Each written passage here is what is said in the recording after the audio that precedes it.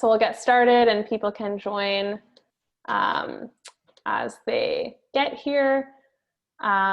Before we get started, I just want to acknowledge the land on which we're virtually gathering. So Toronto is located within the Dish with One Spoon territory, a treaty between the Anishinaabe, Mississaugas, and Haudenosaunee that bound them to share the territory and protect the land. As a non-Indigenous person, acknowledging these traditional territories is a reminder to appreciate and recognize not only the physical land, but also the history of those who were here living before European settlers. Indigenous peoples of many nations have lived on Turtle Island for the last 15,000 years and continue to live here. To learn more, you can read the Indigenous Ally Toolkit created by the Montreal Indigenous Community Network, which I will post a link to in the chat shortly.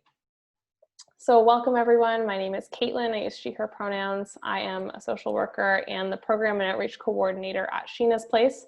I'm really excited to be here with you all and for Sari to teach us how to make bread.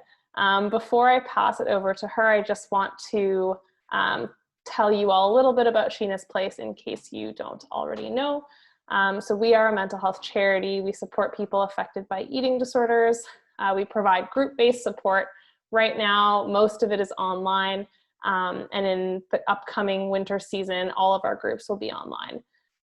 Everything is free of charge and no diagnosis of an eating disorder is required. And if you have any questions about our programs or how to register for our upcoming December season and winter season in 2021, you can send me a message on chat.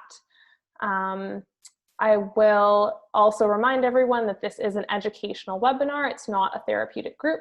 That being said, do what you need to do to take care of yourself. We know that conversations about food and cooking can of course be challenging. So if you do need to log off or take a break, please do that. Know that you can always come back to the recording once it's available online. And I will pass it over to Sari. Thanks, Caitlin. Hi, everyone. It's so nice to be here. My name is Sari. I use she, her pronouns, and I am a registered nutrition consultant. Caitlin approached me to do some webinars kind of when we went into lockdown. And I know that when all of that started popping off, it was very hard to find yeast and flour in the grocery store.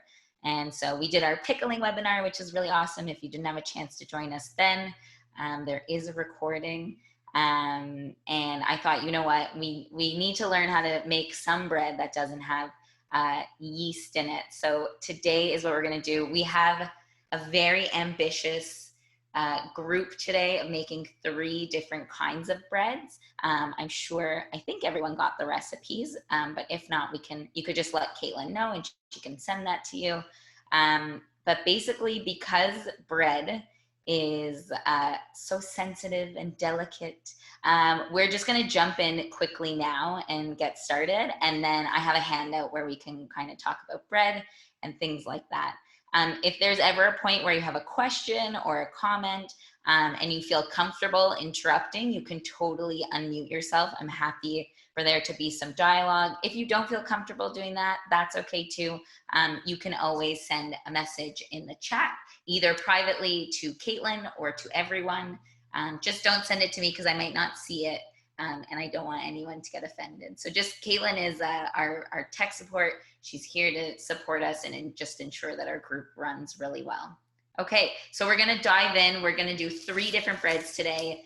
I feel a bit nervous that we're doing 3, but I think that we could do it. I think that it's gonna be great.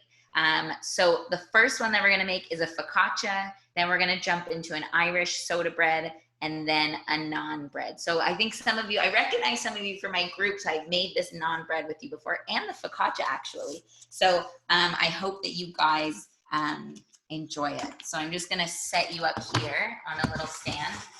Also, I am at Sheena's Place, which is so awesome. The kitchen here is beautiful and it's so nice to have a nice big kitchen to work in. Okay, so we are gonna dive in. We're gonna start with our focaccia bread. Like I say in all of my groups, I love to highlight. I highlight anything that I don't have. It makes it really easy for me to know what I need from the grocery store. So our first thing that we're gonna do, like I said, is our focaccia bread. So what we need to do is activate our yeast. So we're gonna start with 1 cup and 1 tablespoon. I know it's a weird measurement, but bear with me, just of warm water. So make sure that you just use warm water from the tap. It doesn't need to be super, super hot, just a nice temperature to get our yeast going. So there is my it's a little bit more than 1 cup.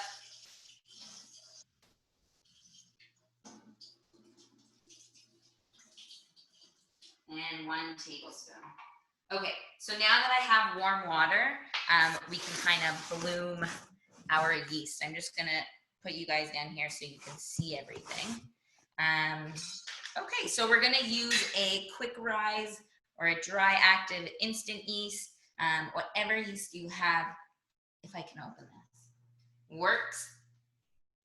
Knew it's gonna pop. Ready? Ooh, that's a good sound.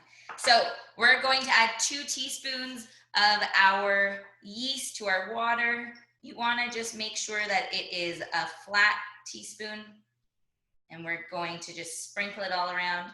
Yeast, they're like tiny little beige pellets, and that is what's gonna give our focaccia that life, all of that nice airiness. If you've ever smelled yeast, it's kind of like, it basically is like what bread smells like. I personally love it. I think it's awesome. But yeast lives off of sugar. So we're going to add 2 teaspoons to our yeast mixture of sugar. So again, you want a flat teaspoon. Yeast is very temperamental, okay? If the water's too hot, it might die, and if the water is not cold enough, it will take, or if it's too cold, it will take a long time to process. There's too much oil. It's just very finicky, so we need to treat this with love. So this is going to go on the side.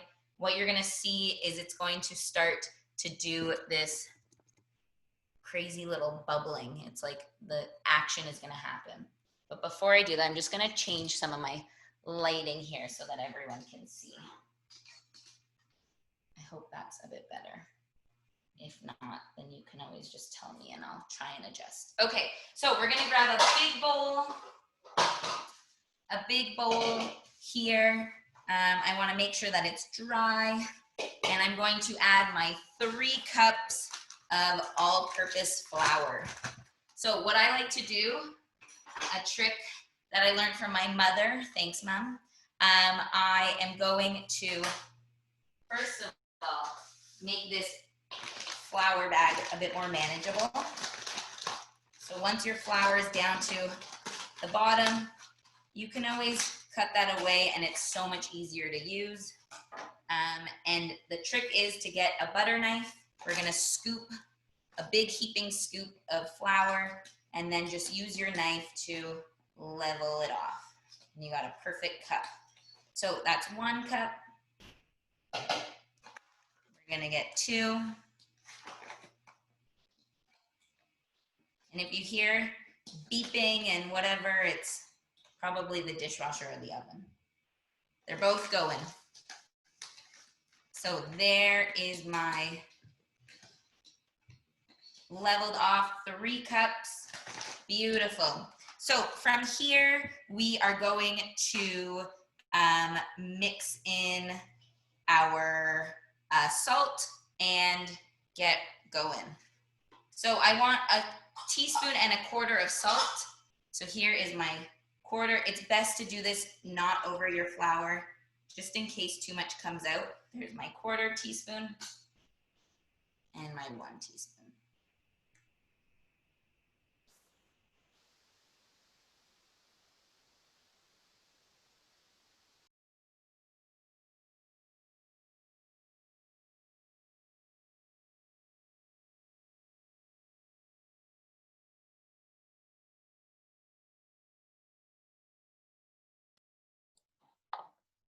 Oh. Okay. Sari, you froze for a minute, but you're back now. Yeah, so we missed the last few seconds. Oh, I'm just whisking it with a whisk to make sure that my flour and salt is totally incorporated. Okay, I'm making a bit of a well, which means that you're going to kind of you're going to see the bottom of the bowl here, and all the flour is going to be on the side. I saw there was a question about whole wheat flour. You can use whole wheat flour. It's going to give it, it's going to be a bit more dense and not have that as much of an airy texture as normal focaccia. I would say the most authentic is just to use an all-purpose flour. So here are my 3 tablespoons of olive oil. Really nice. Try and use a good olive oil. Just adds a really nice flavor. And then from here, I'm gonna give my yeast mixture. I don't know if you can see, but it's kind of bloomed a bit. It's getting like a bit frothy. I'm just gonna mix it up very gently. And I'm going to pour that into my well. Awesome. I'm gonna grab a spatula, and you wanna ensure that you get everything out. Whatever you put in should come out. So that sugar, bits of yeast, and of course that moisture. So at any point, if your dough is too wet, you can always add a little bit more flour, but it should be okay. So what I'm gonna do with my well is just start to mix my flour into the middle. It is going to slowly turn into a nice dough, a nice soft dough. And then what we're going to do is we are going to knead this on the counter. If you have a stand-up mixer, you can use a hook attachment. That works well. We have one here, but I thought it would be nice to kind of just see how much of a labor of love bread is, and really get in there and knead it.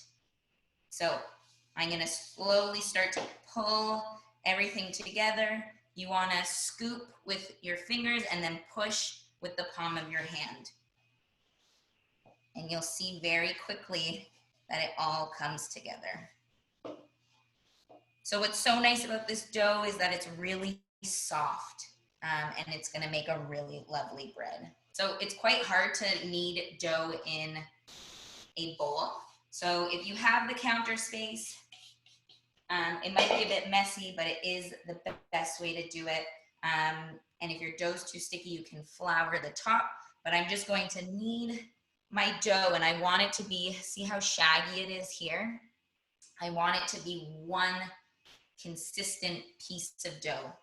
So we're gonna basically knead away the shagginess. And we're gonna learn about this later, but once we do this, kneading it, we're actually creating gluten proteins that come from our flour, and that is going to ensure that we have a really nice, airy, fluffy bread.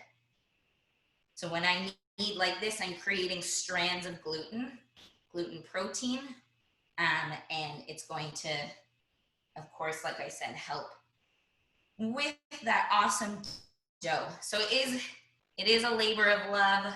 It is gonna take a little bit of time to get this really nice. And again, if it's too sticky, then you can just add some more flour. So the way that I'm kneading is I'm folding this back and then pushing like that. So pushing to here and then folding it back and pushing it out. And this is just incorporating everything together. So we get a nice, think about like a pizza dough that you would see before it's turned into a pizza. It's a really nice kind of supple piece of dough. And that's what we're gonna do here. So we're almost there. We just want it to be nice and smooth. So once this is done, we want to find a warm place in the kitchen. Okay, so that could be, you know, over a heater. It could be by the oven. I think if you have a pet, they're probably the best ones to let you know where that warm place is. They often will go sit there. So I have radiators at home, and luckily we have some radiators here at Sheena's place. Those are my warm spots. So now that my dough is nice and smooth, okay, went from that shaggy bit of dough to now nice and smooth, I'm going to take my bowl with some olive oil just so it doesn't stick, and our lovely bundle of, it's like a baby, like we have to take care of it. We're gonna put it in here, and I'm just gonna get a cloth. I'm gonna rinse it with warm water, make sure it's clean, and we're gonna cover it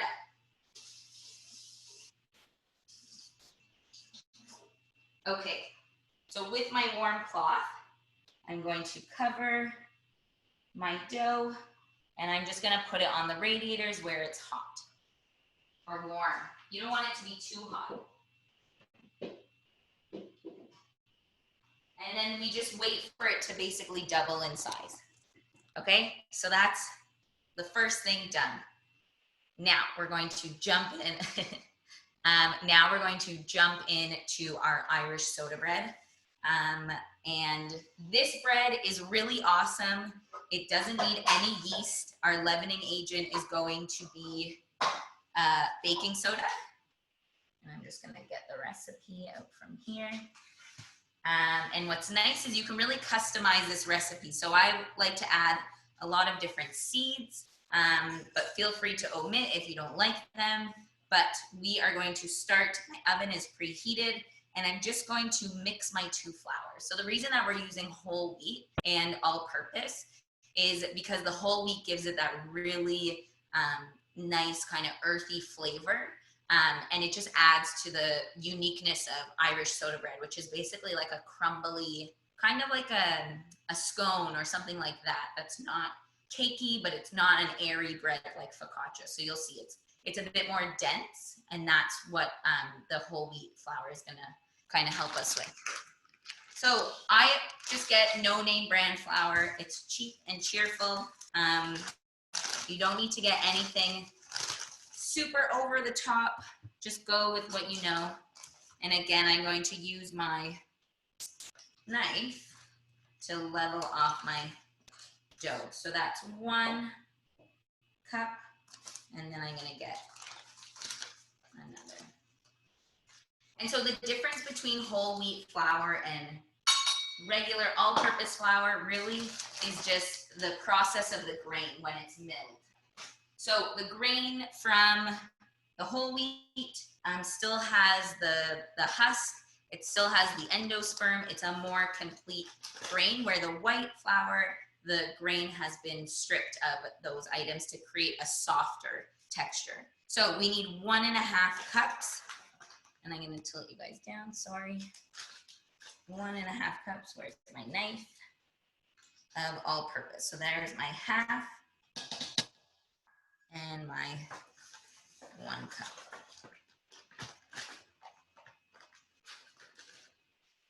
Give it a good level. Beautiful.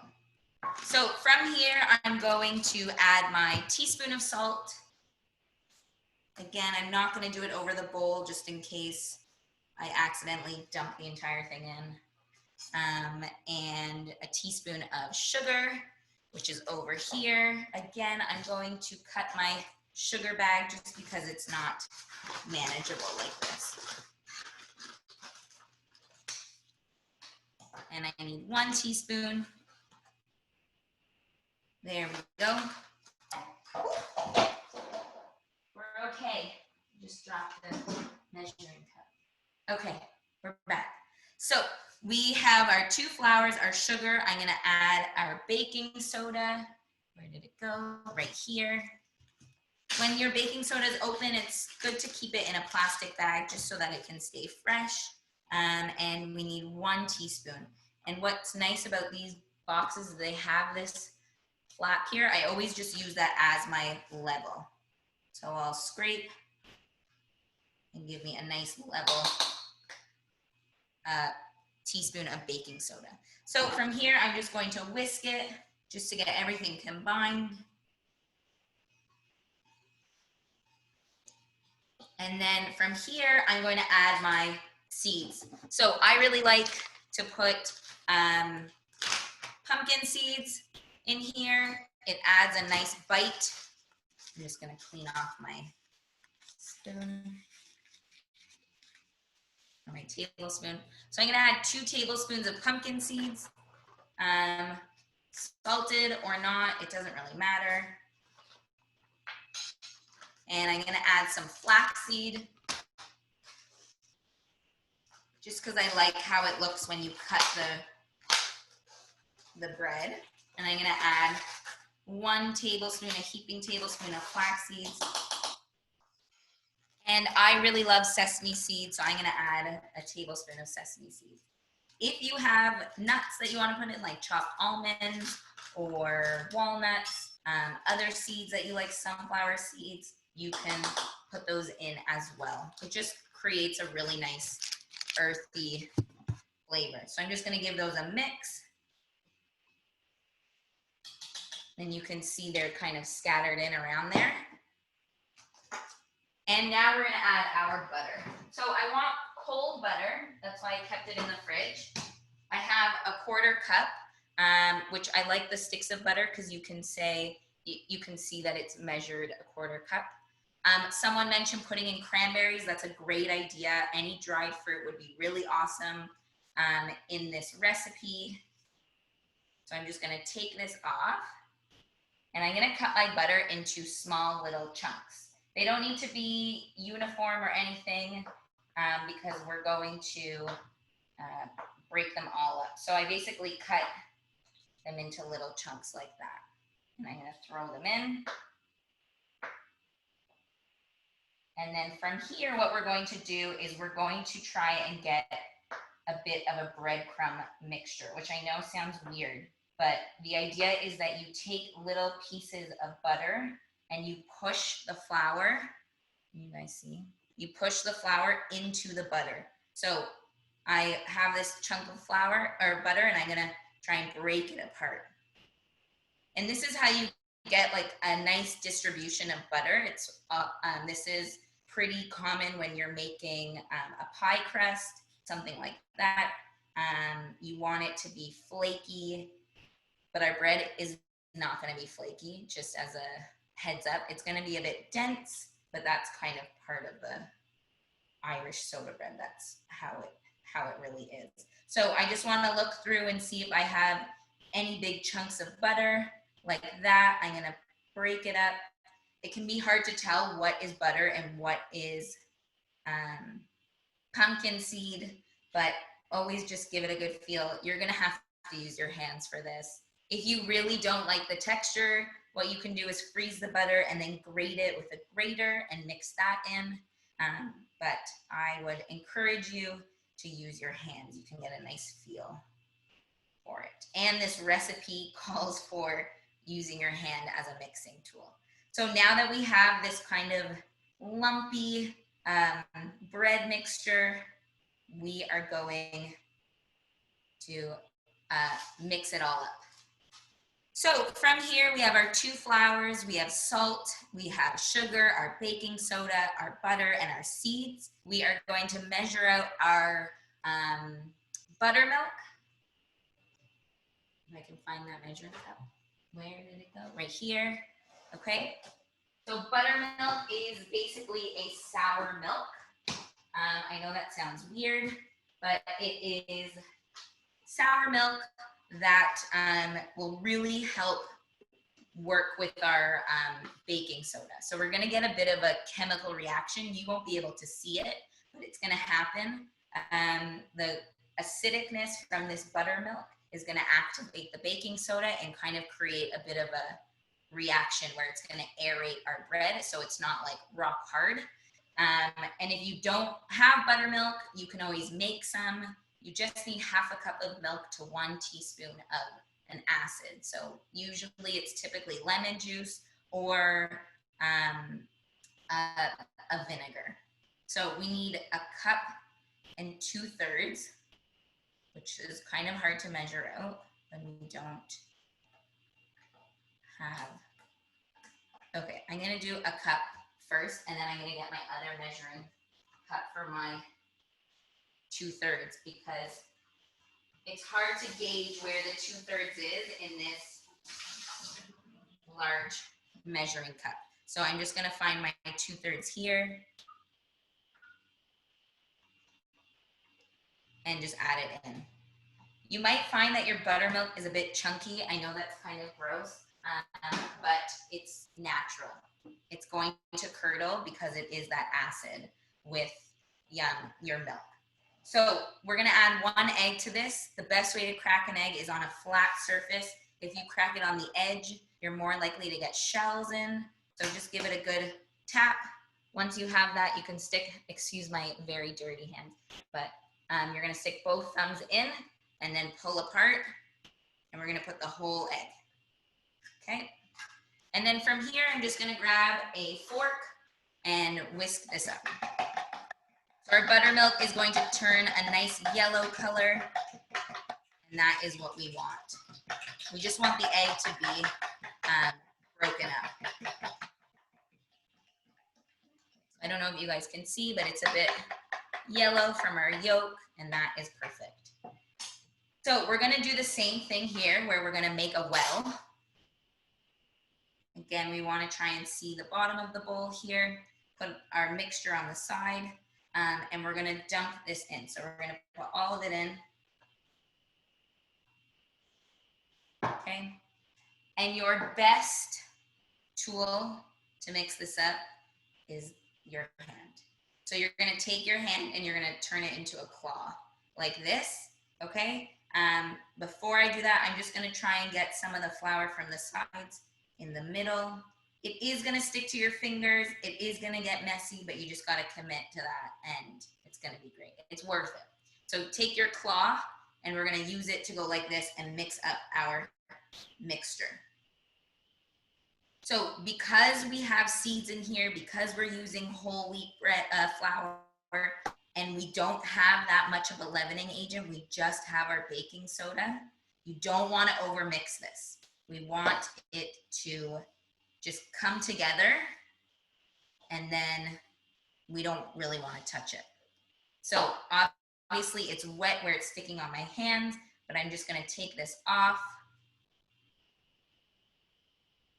And I'm just going to try and get some of these bits at the bottom on top. So folding it is okay, but you don't want to knead it like we did the focaccia, because that's really going to kill our bread if you knead it too much.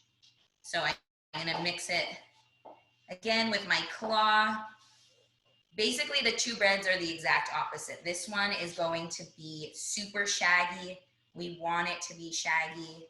And the focaccia, we want it to be nice and smooth. Okay. Just gonna try and get some of this dough off my hands. As much of it as you can get off your hands is best. And we're just gonna give it a quick flip, get some of the things at the bottom, and we're gonna mix it all together. So from here, we have a very, very shaggy dough, which is great. What we're going to do is we are going to get it ready for the oven. So I'm gonna get all this off my hands. I'm gonna give them a quick wash, and then, oops, we lost a few bits. And I'm gonna show you what comes next, okay? You wanna grab a round or square pan. I used, the last time I made this, I used a pie crust pan, like one of those disposable tinfoil pans. Those work really well. But basically, we want to get something that has a bit of a wall on the side, just so that we can have a nice structure. So I'm just going to quickly clean this. And this is what I'm going to use. One of these, it has a bit of a wall here. We are going to oil it, but we're also going to line it. So in culinary school, I think this was like the best thing that I ever learned, but making a perfect circle for this pan. You're gonna take a piece of parchment paper, you're gonna fold it in half, lengthwise or horizontally, then again, and then again. You wanna create a cone like this. So it's kind of like you're folding a paper airplane. Then you try and measure from the middle to here. And I swear to you, it's like magic. It works every time. You just cut. And it's this perfect, well, this one's a bit big, so we'll make it a bit smaller. But it's a perfect circle. And it's pretty awesome. So I'm just gonna trim it. Great. So from here, I am just going to lightly grease the outside that doesn't have parchment, but I'm also going to grease the parts that do. So I'm gonna put about a teaspoon of oil, just regular vegetable oil in there. It's not gonna add or any flavor to our bread. It's just gonna ensure that it's not going to stick and be impossible to get out. Okay, so from here, what we can do is take our dough, our Irish soda bread dough. It's gonna be soft, it's gonna be shaggy, that's okay. We're gonna take as many of the little bits as we can from here, just hide it in here. We'll push it down a little. Again, I don't wanna handle it too much. You can shape it into an actual circle, but it doesn't have to be perfect. It's kind of the beauty of this bread is it's perfectly imperfect, which is really nice because it's gonna give us that rustic kind of cottagey, like have a nice cup of tea with your Irish soda bread. So from here, what I'm gonna do is I'm just gonna cut a cross into our bread. It's not gonna look pretty. It's not gonna add much, but it's going to help it bake a bit further, and it's gonna give it kind of a cool look. So just one across and one the other way, and we're gonna get this nice shaggy bread into our oven. So my oven is at 325, and we are going to leave it there for about 45 minutes. I'm gonna set a timer for 30 minutes, so you're gonna hear a ding just to check on it. Okay, just in the middle of the shelf for the wrap. Beautiful. So that is one bread done. We do not have to worry about that. I'm going to check on my focaccia dough. We want to see that it's doubled. It has not doubled, but that's okay. It is soft. You can see it's a really nice soft dough. I'm just going to make sure that it's nicely coated, and I'm going to cover it back up and put it over by the heat again. Okay. So we have one bread baking, we have one proofing, or yeah, it's proofing. So basically that means the yeast is starting to build. And now we have one to go. So I'm going to give my hands a quick wash, and we are going to jump into our naan bread. This is a no yeast naan bread. So there's no yeast in this bread, and typically naan bread doesn't rise that much. It might get some bubbles, but you're not going to see too much action happen. It's just going to be a nice soft bread that you compare with. We had a group today, and we made tikka masala, and this would be a great thing to add to have on the side. Or you can always use the naan bread as like a flatbread and make your own pizza or flatbread. It's a really great recipe to have, and it's very versatile. So I'm just going to give this bowl a rinse so that we don't get any of our seeds in our naan bread. The naan also is something that we want to be soft. So just keeping that in mind, we want to let it rest as well.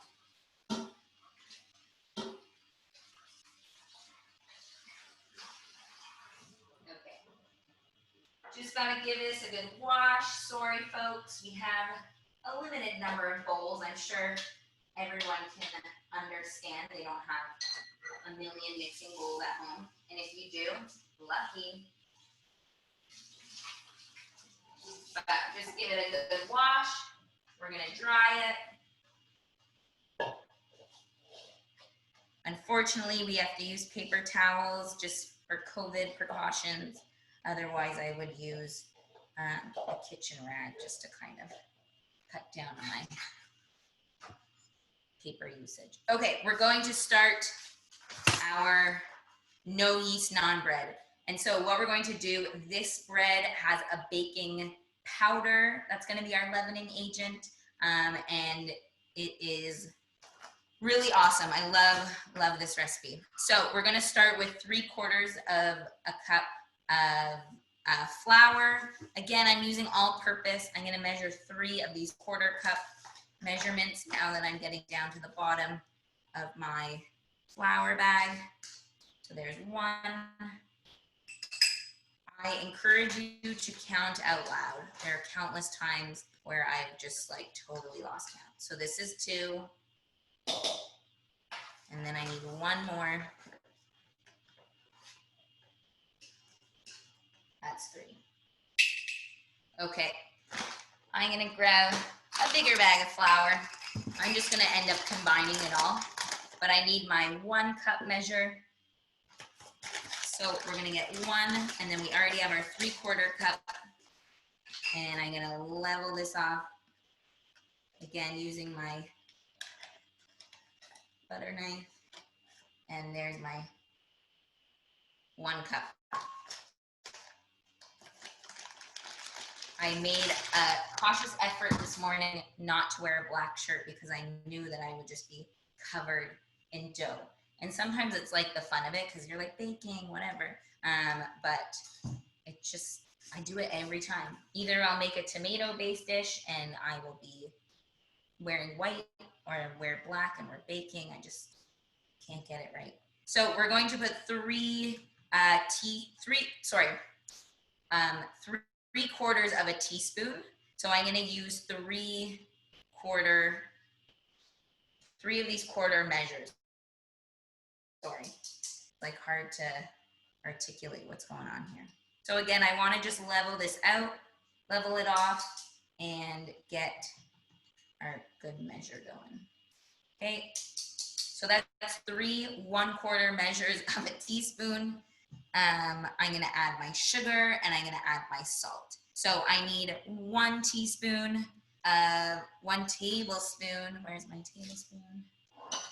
Okay, if you don't have a tablespoon, 3 teaspoons equals a tablespoon. So we're going to do 3 teaspoons of sugar. So that's 1, 2, 3. That equals 1 tablespoon. A tablespoon is 15 grams, and a teaspoon is 5. We're going to do 1 teaspoon of salt. Okay. And we are going to give that a good little mix.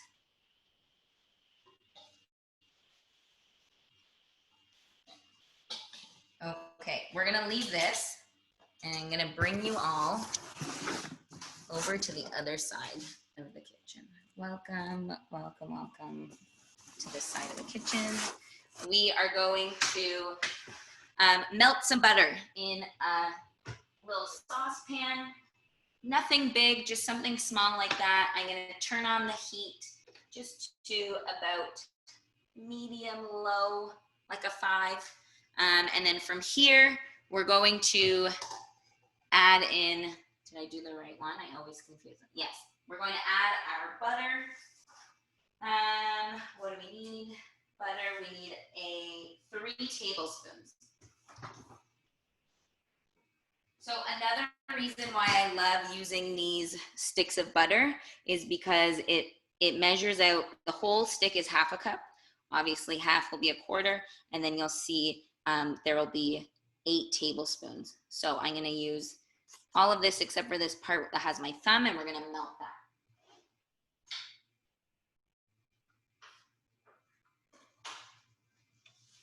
Okay, so I'm just going to throw this in my pot. If you want it to melt faster, you can always just cut them into smaller pieces, or you could do this in the microwave. That is fine too. So while that goes, I'm gonna mix together my sour cream. I'll do it here so everyone can see. I'm just gonna push everything back. Okay, so we are going to add our sour cream and our milk. That is gonna be the liquid for our recipe. So I need 1/3 of a cup of sour cream. I really like this brand. It's MC Dairy. It is a good quality sour cream and it's cheap. It doesn't need to be that expensive, especially if you're baking with it. So I'm gonna get 1/3 of a cup. If I can find, there we go. So I'm just going to scoop this out. And then with a spatula, I'm just gonna kind of level it off. So any of the excess I can put back in. And then from here, get this out. Okay, let's put our light on so we can peek on our bread. It looks good. Okay, so get as much out of this as possible. I know it's annoying to put it in and then not be able to get it all out. But from there, we have our sour cream. Our butter is melting nicely. And then we are going to mix in our milk. But we want the milk to be a bit warm. So what I'm gonna do is just get it out of the fridge. I'm going to measure it in my measuring cup. I need, how much do I need? I need 1/4 cup and 1 tablespoon. So I'm just gonna, these measuring cups are awesome because you can look from the top like this instead of putting it to eye level and looking like that, because you can see where it is. So this is 1/4 cup, and then I need 1 tablespoon, which I cannot figure out for the life of me where that tablespoon went. So, oh, it's right here. Surprise. I'm just gonna get the flaxseed out of it, 1 tablespoon of milk. Awesome. Okay, so I'm gonna let my butter melt, and then I'm going to warm my milk in here as well. So from there, I'm just going to whisk this up. Just get everything nice and heated. You don't want your milk to boil. It might scald, which basically means it burns at the bottom. So we're just gonna give it a nice light heat through. So we have our flour, our baking powder, our sugar, our salt all in a bowl. We are warming our milk and butter, and then we're going to mix it into our sour cream. So let's see what we got. We still got a bit of a chunk here, but it's gonna melt.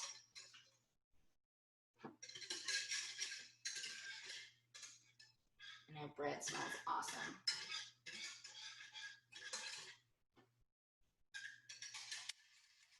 Okay, I think that's good. I'm just gonna check the temperature. It's warm, it's okay to touch.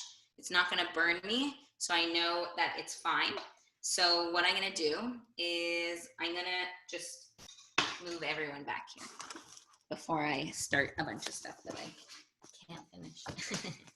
So we are back here. Thank you for bearing with me in the kitchen. I am going to take my sour cream and my mixture, my milk and butter mixture, and I'm going to just give it a nice mix. So the sour cream you might see might be a bit lumpy, but we're just gonna mix it until it is smooth. Again, I like to use recipes. Even if I've made this 100 times, it's kind of good to know like what's happening. So we are going to slowly add our dry mixture that looks nice and smooth. We're slowly gonna combine the dry and the wet. So we're gonna do that in this bigger bowl just because it's a bit bigger. I'm gonna add a little bit and give it a mix with my spatula, or my whisk, sorry. add a little bit more, combine that in, and now I'm just gonna get it all in there. And make sure that you use, this is one of my favorite kitchen utensils, just a rubber heat-proof spatula. It really ensures that you clean things out nicely. And then from here, maybe don't mix it with a whisk because it's just annoying to have to get it all out. So we're gonna just take all of this off. I'm gonna give it a good shake so that that's good enough. That can go in the sink. And then what we're going to do is we're just going to knead our dough. So we want to knead it for about 5 minutes until it's smooth, just like our focaccia. So it's a similar recipe to the focaccia. However, it is not made with yeast, hence the no yeast. So from here, I'm just going to combine everything. It looks dry, but there are a few wet pockets, so it's all gonna come together.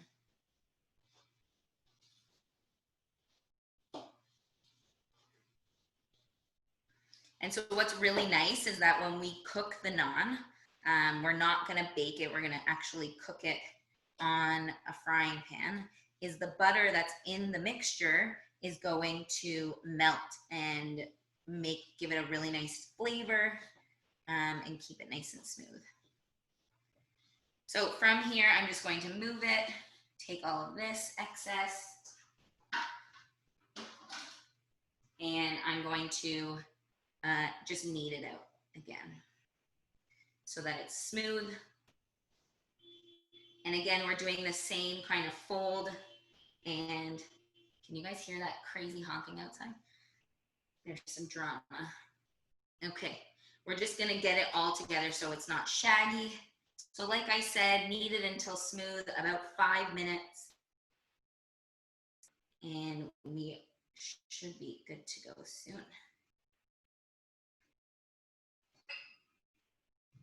I'm just looking at the time. We are doing really well. I think that we will make it. Okay. So we have our naan bread. We're gonna let it rest just like we did the focaccia. What's nice is that it doesn't take very long to cook. We're gonna cook it on a frying pan. So I'm gonna get a bowl here and I want to just put a little bit of oil so that it doesn't get too sticky. It's a small piece of dough, so about a teaspoon is fine. And again, this is gonna go rest where our focaccia is. And I'm just gonna check on our focaccia, see how it's doing. It's definitely gotten a lot bigger. If we flip it over, you can see that it's very airy. And that's exactly what we want. So when I lift it like this, these strands, I don't know if you guys can see in there, these strands are basically the gluten, and that's gonna give us that nice airiness. So our focaccia, let's see how long it takes to bake, just so that we can plan this properly. It doesn't take very long, about 15-20 minutes. So I'm gonna leave it to rest a little bit longer so we can ensure that we have a nice end product. I'm going to leave it on the stove here just because the oven's been going. It is quite warm. So let that sit. And basically when our timer goes off here, we have like 13 minutes left, we'll be able to start doing our focaccia. So now that all of our recipes are made, I'm going to very, very quickly just clear my station. It's super important just to keep your stuff clean, ensuring that you don't put any knives in the sink. They should always be left on the counter and then wash separately. We're gonna move that. What else do we got? Our sour cream can go in the fridge. And then we are going to talk a bit more about bread. Okay, so I'm gonna bring everyone back over here. Okay. Sorry, everyone, just trying to get organized. Okay. Everyone in. Plug my computer in so it doesn't die on us. Okay, we did it. Okay, awesome. So now that we're letting everything rest, we're going to talk about bread. I'm going to share my screen with you. Everyone should have gotten the handout, so if you can see it better on your screen, feel free to bring it up, but I'll zoom in a little. There we go. Okay. Okay, so this is intro to bread making. Bread is both basic and complex, is a both basic and complex staple for many cultures around the world. Bread is an integral part of our diet and has been recorded to have been made almost 30,000 years ago. The earliest breads are known to be made in the Middle East, like Egypt, and bread is as simple as a mixture of water and milled grains. Grains were milled using a tool called a quern, and the earliest bread items created were similar to what we know as a tortilla or a chapati, kind of like the naan or a matzah. Breaking bread is the ultimate way to share a meal and create meaningful connections with traditions and people we love. So I'm going to stop sharing just for a quick second. I wanted to do a quick true or false, just because why not? I don't think I have a poll function, but you guys can just comment in the chat what you think, or give me either a T or an F for true or false. So the first thing is French toast was created during the French Revolution. Oh my God, you guys are pros. Yes, it's false. I'm pretty sure it was created much later in history. Sliced bread was sold for the first time in 1920.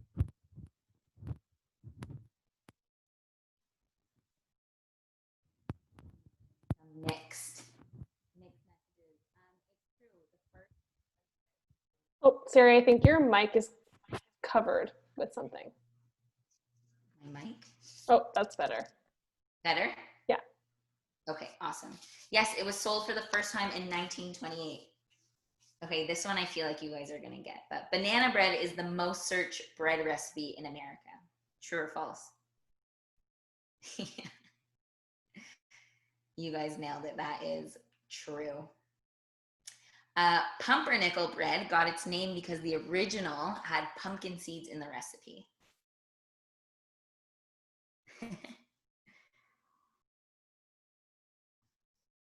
Ooh, this one's a mix. Okay, it's false. I was doing some research about pumpernickel bread and its meaning. It's German, and the pumper comes from a German word and nickel comes from a German word, and it basically means a farting devil, and I didn't really understand why. So if you want to research that, let me know. Let me know what you find. Sourdough bread is the oldest form of leavened bread. True or false? Yeah.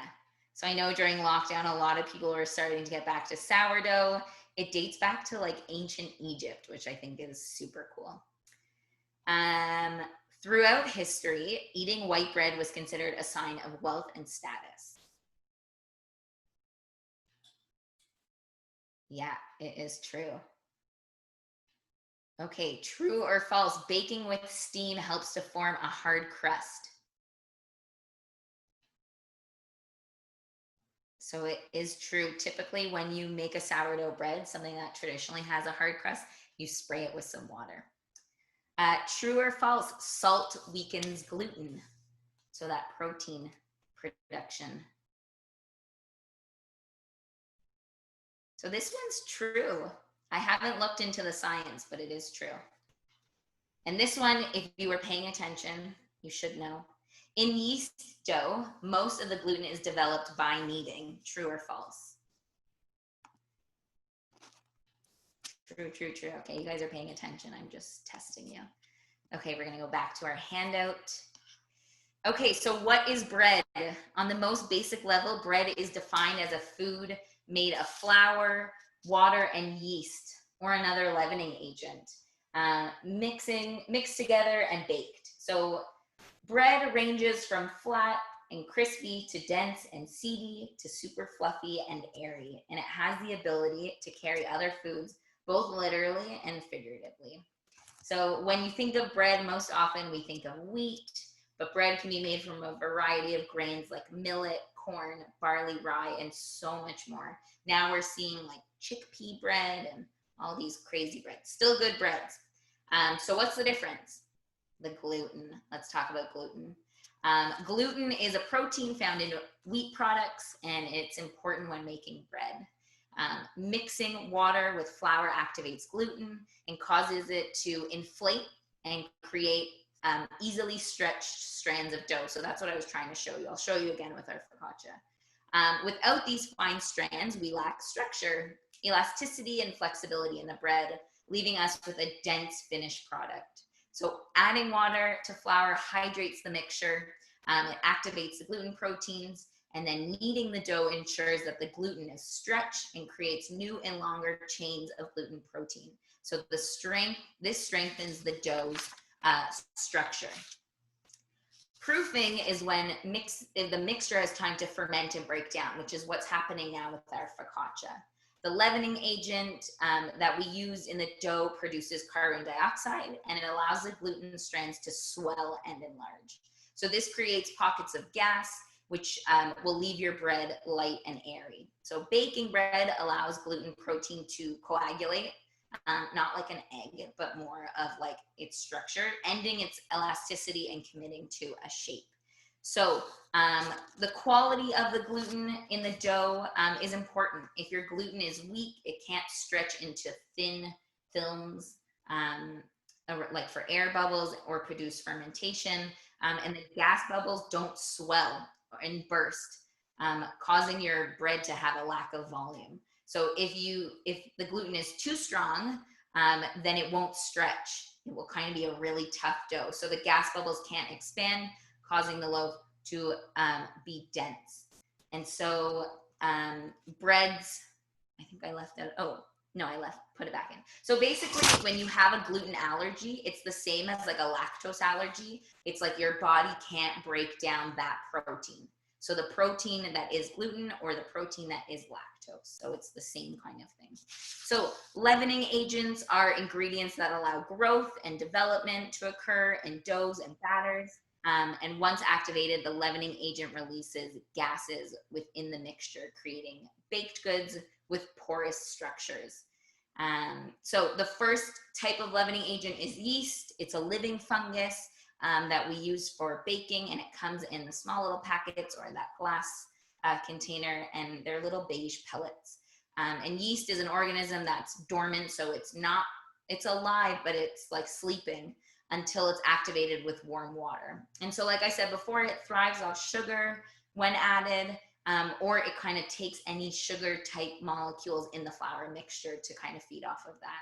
And then it releases this carbon dioxide, which allows the dough to rise, and yeast gives a distinct flavor and smell to bread that it's used in. So a fun fact is that there are 160 species of yeast, and 1 gram of yeast hold about 1 billion cells, which I think is awesome and super weird at the same time. So the second leavening agent is baking powder or baking soda.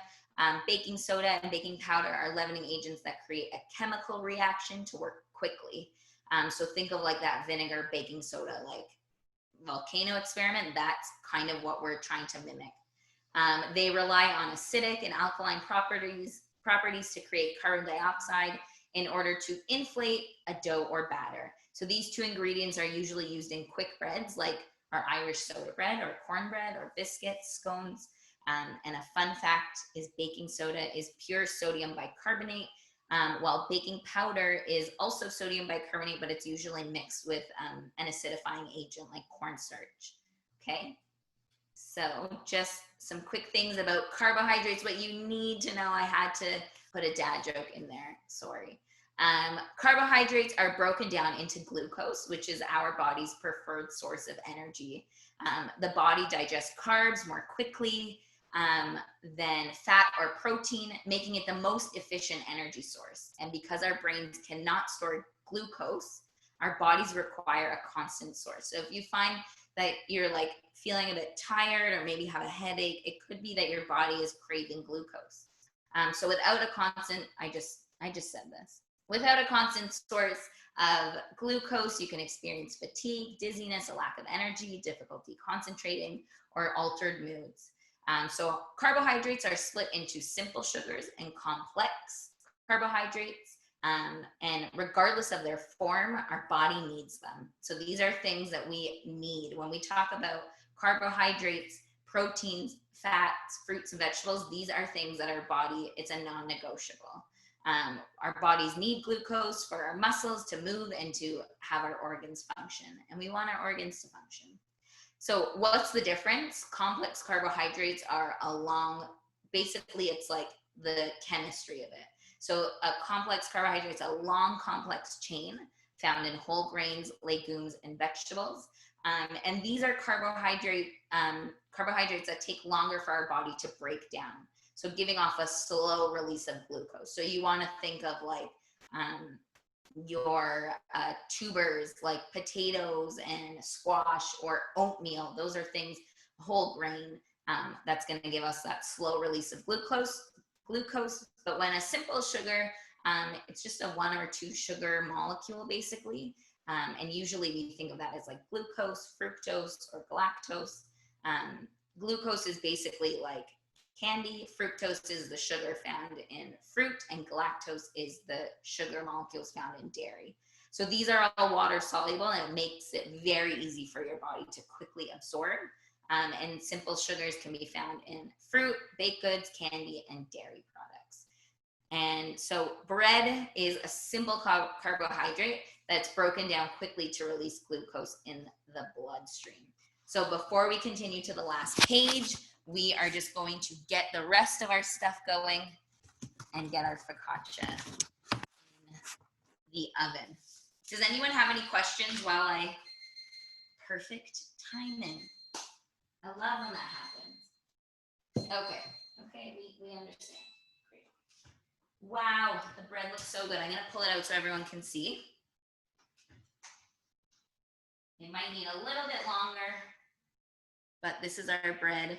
It is still a bit doughy here in the center, but that is okay. We're gonna let it go a little bit longer. So we're gonna throw back in. We'll give it like until the focaccia is done. Okay, so this is our focaccia dough. It's really beautiful. It has that lots of gluten strands that we want. We are going to put it on a baking tray. I think someone had a question. Yeah, Marika. So basically a whole wheat pasta, it might take longer for your body to get the glucose from it. So it could keep you like more satiated for longer, or not have that like, I need to have something to eat after I've just had a piece of fruit, because it's not like a whole food, right? You want to try and get a bit of everything to ensure that you're fueling your body in the best way possible. So yeah, whole wheat pasta might be a bit more complex, but I know now with like all this marketing, sometimes they trick you.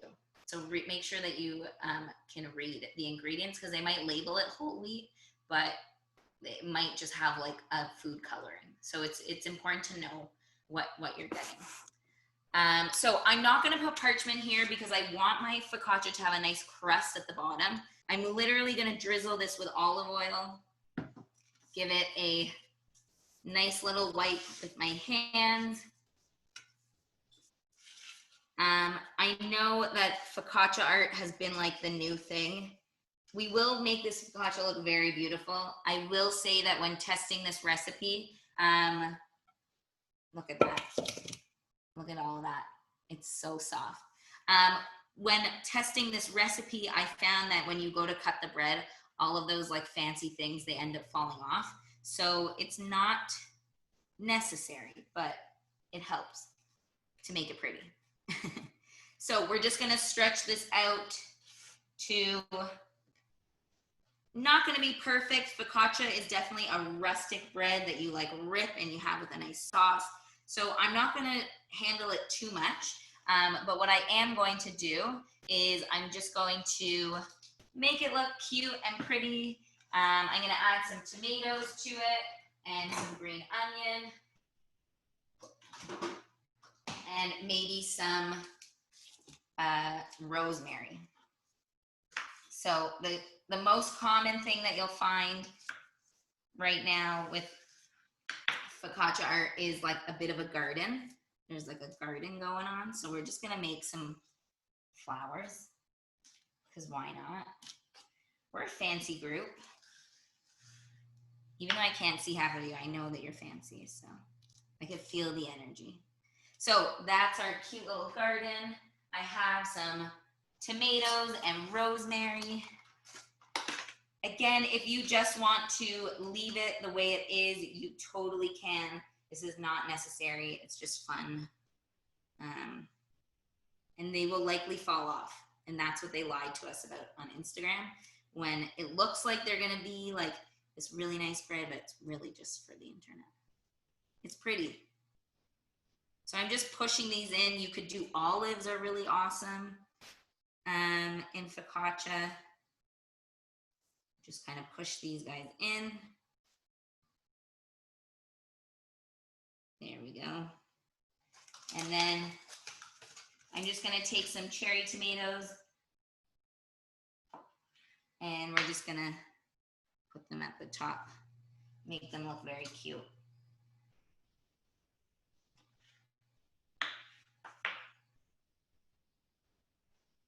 Just like that. Again, not necessary, not the most functional, but really nice. Really nice to look at. So from here, what you can do if you don't want to decorate your focaccia, you can just put some olive oil, some salt, and I'm gonna make them all different.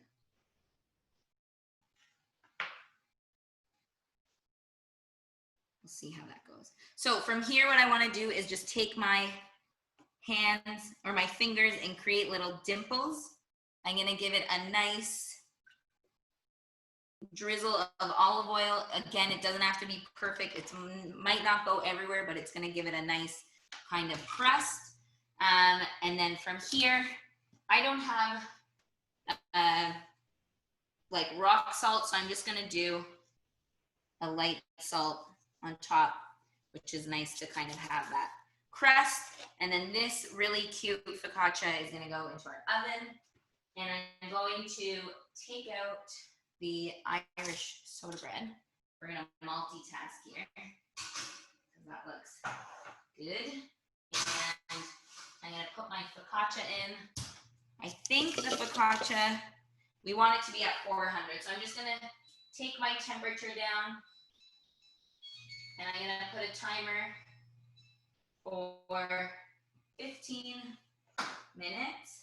And then this is our Irish soda bread. We will let it cool. But in the meantime, we're going to start making our naan bread. So the Irish soda bread, I'm just going to let it cool on the counter. Our naan dough, it doesn't really change much. Ideally, the longer you have it, the softer it's going to get. But just in the interest of time, we don't have that much time. So I'm just going to form this into a log, and I'm going to cut this into 5 pieces. And so these pieces can just sit and get nice and warm. And I'm going to put everyone, we'll do a hybrid, we'll do a bit of both. I'll try and be, oops, just so you can see what's going on. So we're gonna get a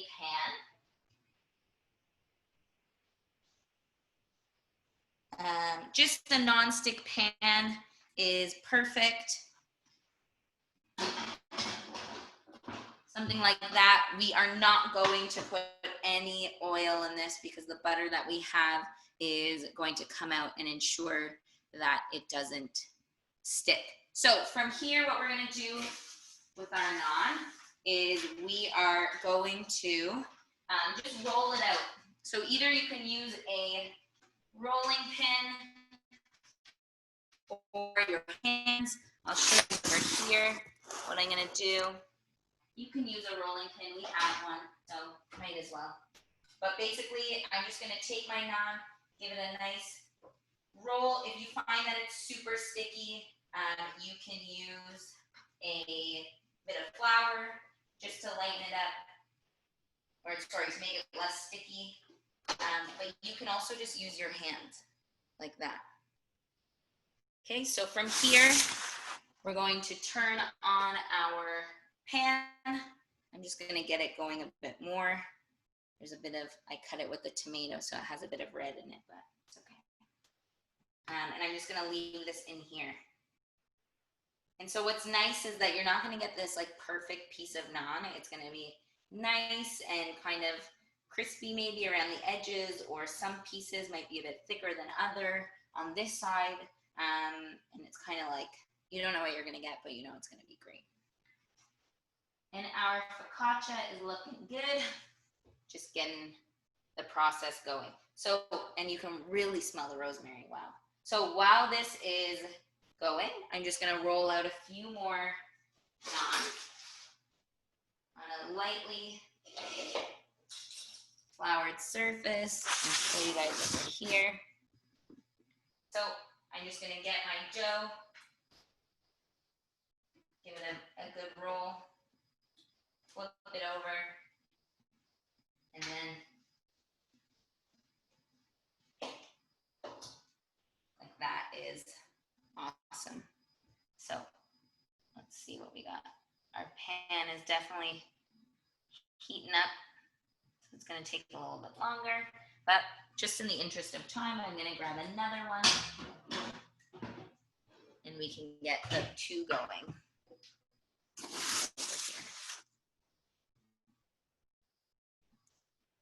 And have this here. So just while we wait for this to heat up, I'm gonna come back to our document. Does anyone have any questions about carbohydrates or gluten or bread in general? No? Okay, if anything comes up, let me know. But basically some of the top reasons to make your own bread at home. Baking bread at home is easy and it can save you money.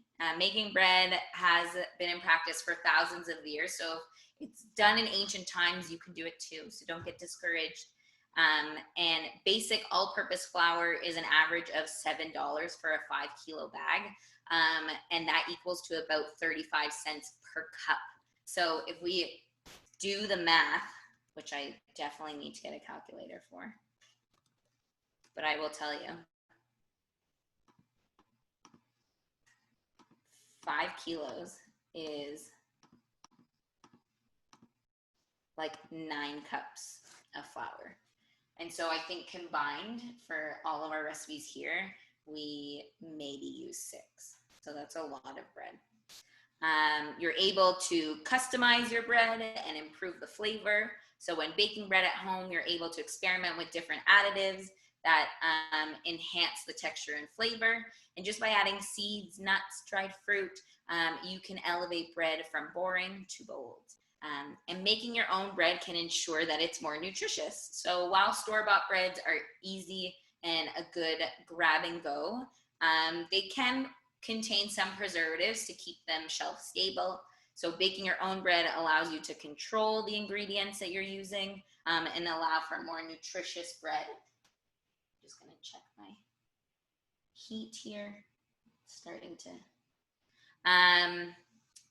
more nutritious bread. And as mentioned above, adding seeds and nuts and fiber sources give you the opportunity to provide your body with some more nourishing ingredients. So like the seeds that we have are really awesome in our soda bread.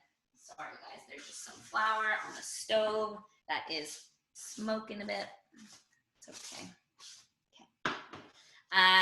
And just by adding a few tablespoons of pumpkin seeds, for example, to your bread, you can increase the protein, the omegas 3 and 6, and fiber content of your bread, and not to mention more vitamin E, which helps strengthen our immune systems, especially now. We need that more than ever.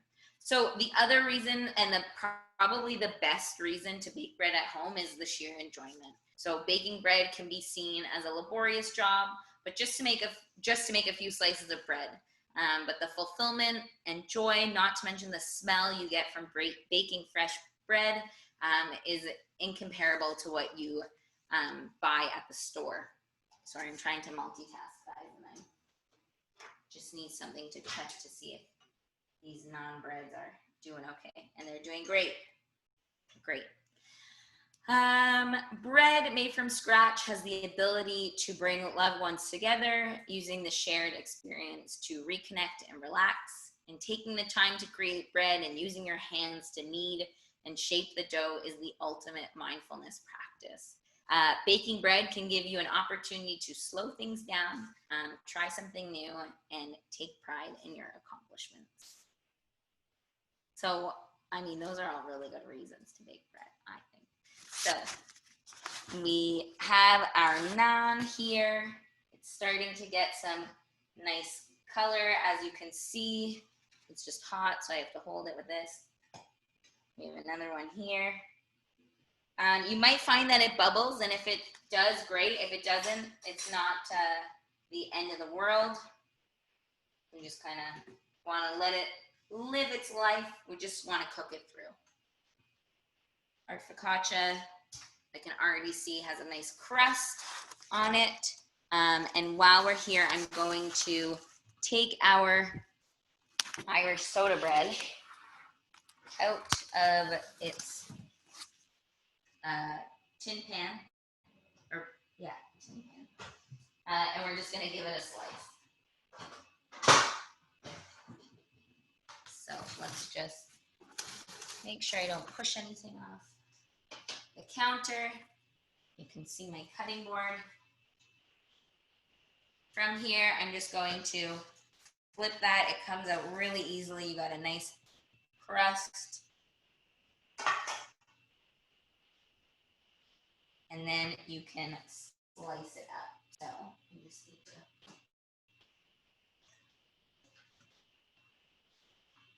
give it a nice slice. It will crumble a bit, but that's okay. Wow. This is also not the right knife to be cutting this bread with. You want a serrated knife. So you can see it's still really hot, but you can see that there's some nice kind of texture to it. It's nice and airy, but I would let it cool a bit longer. But you can see some of the steam coming out of it, and the smell is really amazing. I'm gonna let that cool a little bit longer. Check on my naan. That seems like this one is good. Ooh, that is a nice, beautiful color. I'm gonna roll out another dough.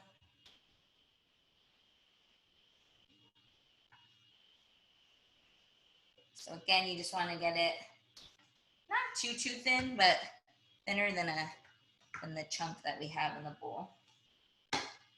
Basically to a desired size, like that. Someone's asking a question.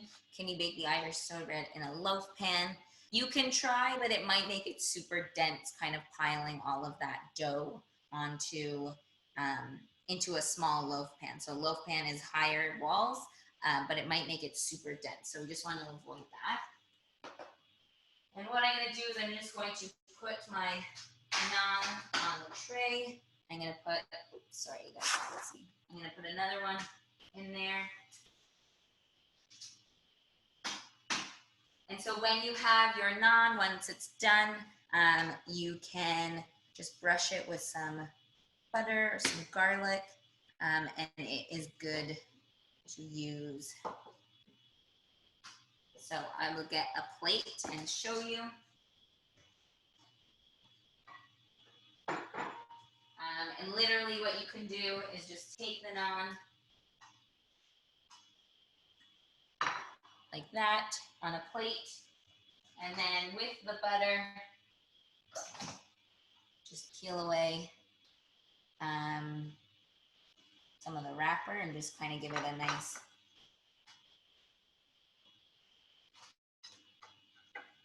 and it makes it really nice and shiny. Give it a nice wipe.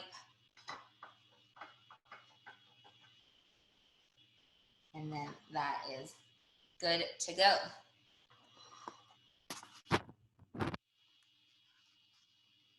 Yes, Caitlin has some really great tips for the naan. We made it for one of our groups, and I'm glad to hear that it's become a staple. Let's see if we can give it a good flip. Whoa, this is a bit too hot. That's a bit better. And our focaccia is almost done as we're winding down our webinar. I wanted to say a huge thank you to everyone for joining. We're not done yet. We still have 7 minutes, so you have to see the focaccia final product. But before that happens, it's so nice to be able to do this and run this for the Sheena's Place community, and maybe those who are not part of the Sheena's Place community yet.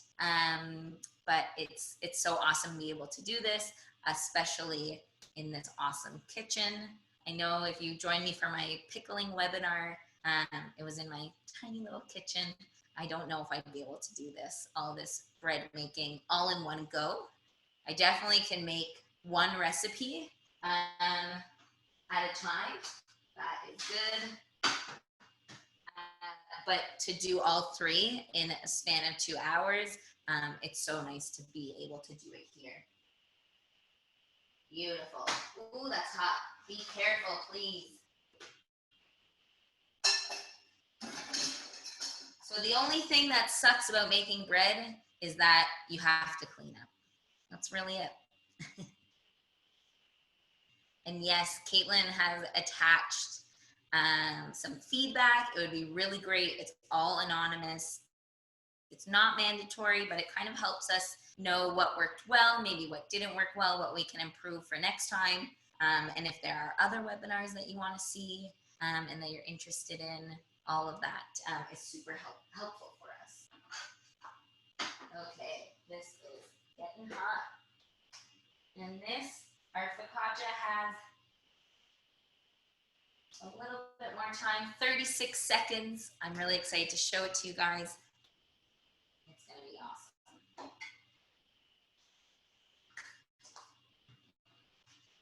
And so these I'm going to just again stack them, give them a nice wipe just with a bit of butter. If you want to slice up some garlic, that works as well. This one's a little burnt, but that's okay. I feel like there's always someone who likes this a bit crispier. And that is our timer for our focaccia. Woo. Okay, we get it. We get it. This one beeps a little bit longer than the average oven. Just in case you didn't hear it, it will beep 6 more times. So when you're taking things out of the oven, it's best to do it with a glove, is what it's called. I forgot. And if you're using a rag, just make sure it's not wet, because the heat will come through a lot quicker. And I don't want anyone to get hurt. So just ensure that it is a dry rag. And this is our beautiful garden focaccia. I think we do have yes, this helps for optimal viewing. We have this really, I think I have to tilt you guys down. There we go. this really beautiful focaccia bread. It has, I don't know if you can hear that. It's a really nice crust, and I'll cut into it just so that you can see. I'll cut off the top. We'll leave the flour alone. Ooh, it's hot. You should let it cool. Hold on, bear with me.